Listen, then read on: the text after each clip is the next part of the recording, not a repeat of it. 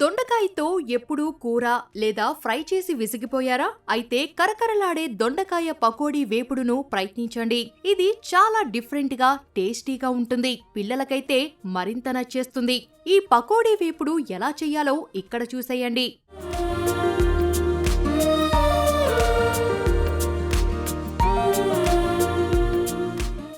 దొండకాయ పకోడీ వేపుడుకు కావాల్సిన పదార్థాలు: దొండకాయలు 200 గ్రాములు, శనగపిండి 100 గ్రాములు, బియ్యం పిండి పావు కప్పు, వాము ఓ టీ స్పూన్, అల్లం వెల్లుల్లి పేస్ట్ ఓ టీ స్పూన్, పల్లీలు గుప్పెడు, ఉల్లిపాయలు 2, కరివేపాకు 2 రెబ్బలు, పసుపు చిటికెడు, కారం తగినంత, ఎండుమిరపకాయలు 4, వెల్లుల్లి 6 రెబ్బలు, ధనియాలు, జీలకర్ర, పుట్నాలు 2 టేబుల్ స్పూన్లు, ఎండు కొబ్బరి పొడి, నూనె.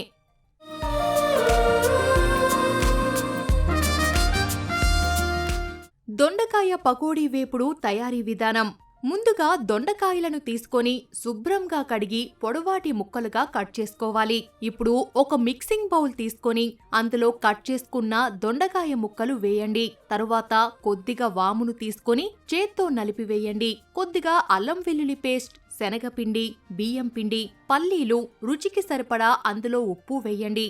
ఇప్పుడు కచ్చాపచ్చాగా తయారు చేసుకున్న జీలకర్ర, ధనియాలను కూడా అందులో వేసేయాలి. ఇప్పుడు కొద్ది కొద్దిగా నీరు పోసుకుంటూ దొండకాయ ముక్కలకు పిండి పట్టేంత వరకు చేత్తో బాగా కలుపుకోవాలి.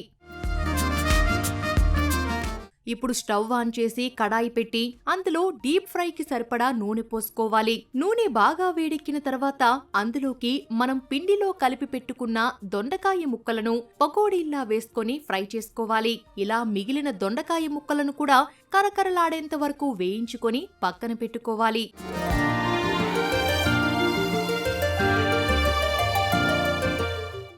ఓ ప్యాన్ ను స్టవ్ మీద పెట్టి అందులో నూనె పోసి వేడి చెయ్యండి. నూనె వేడెక్కిన తర్వాత అందులో సన్నగా తరిగి పెట్టుకున్న ఉల్లిపాయ ముక్కలు, కరివేపాకు వేసి వేయించాలి. ఉల్లిపాయలు వేగేలోపు ఒక చిన్న మిక్సీ జార్ తీసుకొని అందులో ఎండుమిరపకాయలు, పుట్నాలు, వెల్లుల్లి రెబ్బలు, కాస్త కారం, ఉప్పు వేసుకొని మెత్తటి పొడిలా తయారు చేసుకొని పక్కన పెట్టుకోవాలి.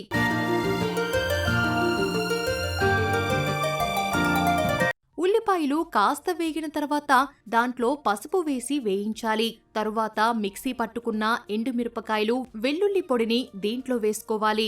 ఇవన్నీ నూనెలో చక్కగా వేగిన తర్వాత ముందుగా ఫ్రై చేసి పక్కన పెట్టుకున్న దొండకాయ పకోడీని అందులో వేసుకోవాలి.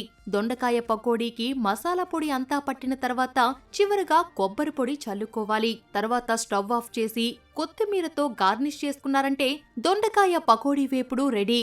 వీటిని స్నాక్స్ గా తినొచ్చు, లేదా పప్పు సాంబార్ అన్నంలోకి కూడా ఇది చాలా బాగుంటుంది.